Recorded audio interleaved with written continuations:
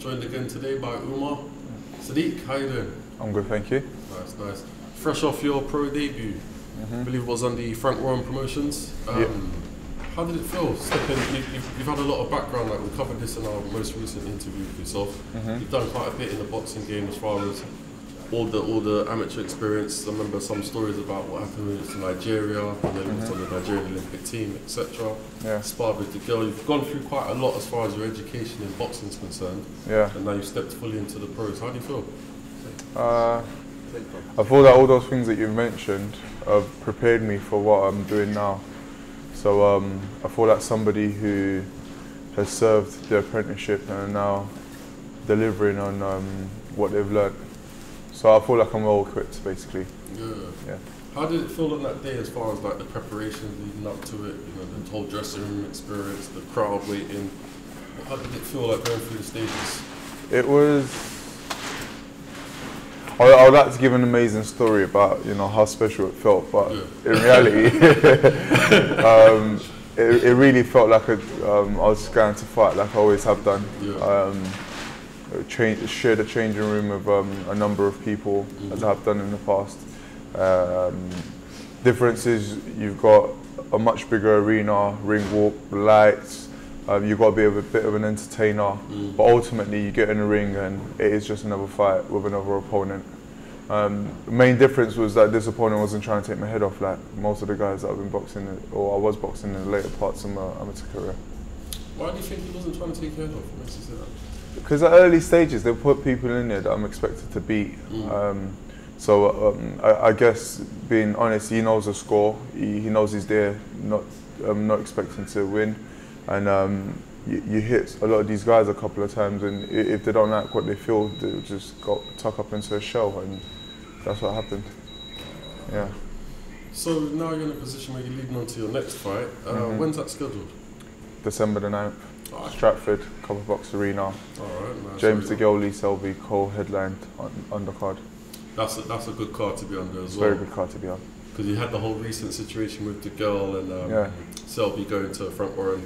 Yeah. It's kind of boosting that stable, and obviously you're a part of it, a prospect on the rise. Yeah. You've got quite a lot of activity going on in Frank Warren Promotions. You do. There's a lot of activity. So Frampton went over first. Degale and Selby are not quite with Frank Warren. They're free agents who happen to be working with him this time around. But it would be great for their relationship to work out well, to be beneficial for both of them, or all parties involved, so that they can stay with him. And then the likes of myself and my other stablemates can benefit from having their presence. Absolutely. Yeah. You even got like Daniel Dubai, Anthony Yard. Yeah. A nice strong crop, It's a nice, good, strong crop. I think what Frank has done recently is focused on building stars of tomorrow. Because I respect it, because of what a lot of people would have done in his position, seeing Eddie, you know, dominating the British promotional scene, would have been try to compete immediately.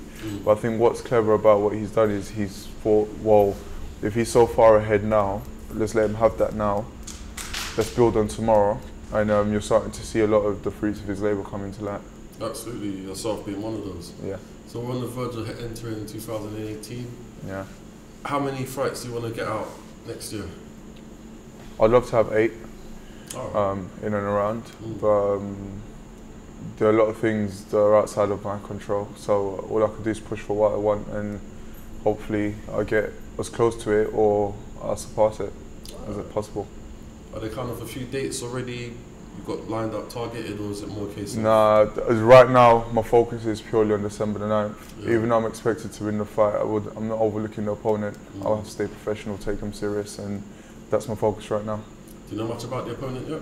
No, I don't know who it is. I'm not sure if the person's been selected.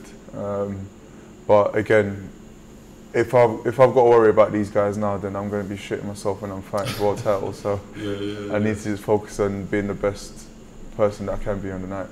I guess in that case, it make all your background, your previous experiences as an amateur will come into value in this situation now, because you don't necessarily know who you're going to fight as an amateur. Exactly. You don't know who it is, don't know the style. They come forward, go back. If they're elusive, if southpaw, orthodox, tall, short, But none of it matters, again, like you said, because of the amateur experience. You just get in there with whoever's on the other side of the ring.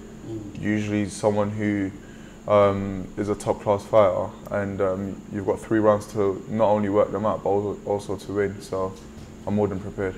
You seem to keep yourself in good shape. Always. What's the lifestyle like? You kind of stay away from certain foods? You training regularly? How's this working out? Actually, yeah, that's how it works. A lot of people ask me what I eat and all the rest of it, but I just say typically I just stay away from the things that I know I shouldn't be eating. Always in the gym, as most fighters would say, but I actually do it. So I'm always here working on my craft, having a lot of fun with a lot of my friends and gym mates, and we egg each other on and push each other to become better. So it actually makes it harder to stay out of the gym, because then you feel like you owe it to everybody to be back in. So it's a good environment, always working on it, and health has always been an important thing to me. So I don't know if I mentioned this in the last interview, but I did boxing training for 3 years with no intention of being a fighter before I actually started fighting. And the only reason I did that was to maintain good health, good lifestyle. And I'd say my diet at the time was better than most current fighters' diets is. So yeah, health is just part of my life. I guess that makes the whole experience as being a pro boxer enjoyable, because it's natural to you. It's not something where you have to you blow up in between fights and all this type of stuff. You live the lifestyle. I literally work about 2 or 3 times a month now. Is what I was saying to someone last night. Because with the modelling on the side, I might get maybe 1 or 2 gigs a month, and the rest of it is boxing, and that's not work. So yeah, in a good place.